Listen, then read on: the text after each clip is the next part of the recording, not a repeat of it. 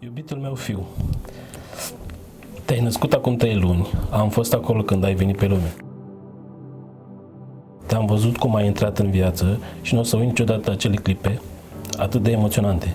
Când nu m-am mai văzut doar ca un bărbat, ci m-am văzut tată, al tău. A fost cea mai intensă clipă din viața mea. N-am știut ce să spun, ce să fac, doar am plâns.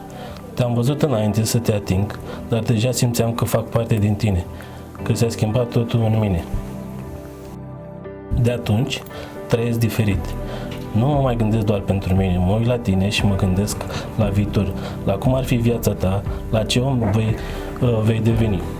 Și simt în tăcere o responsabilitate uriașă, dar și o iubire pe care nu o pot descrie în cuvinte. Nu o să-ți promit că voi fi perfect, știu deja că nu o să fiu, dar o să fiu aici, la greu și la bine. O să învăț și eu, pas cu pas, odată cu tine. O să fiu omul la care poți veni oricând, cu orice, fără frică, fără rușine. O să fiu omul care te apără, dar care te și lasă să greșești ca să înveți. O să fiu un exemplu când pot și un prieten când ai nevoie. Darius, să fii bun, să fii sincer, să nu-ți fie frică să simți, să fii liber, dar să nu uiți niciodată cine ești și de unde ai pornit.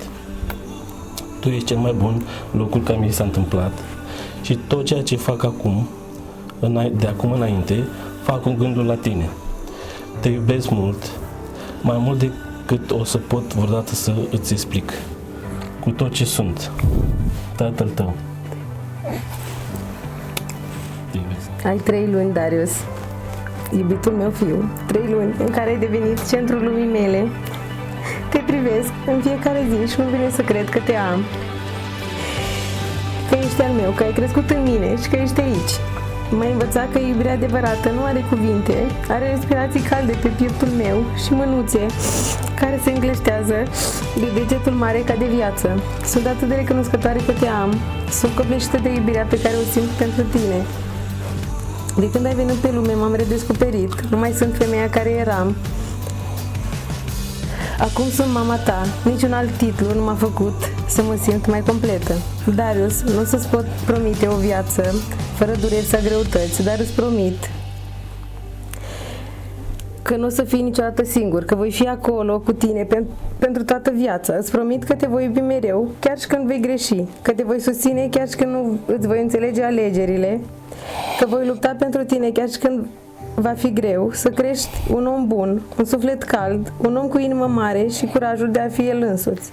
Și știu că vei simți din tot sufletul că ești și ai fost iubit cu adevărat din prima clipă. Darius, ai fost visul meu dinainte să știu că te port. Ești micul meu miracol. Cu toată dragostea din lume, mama.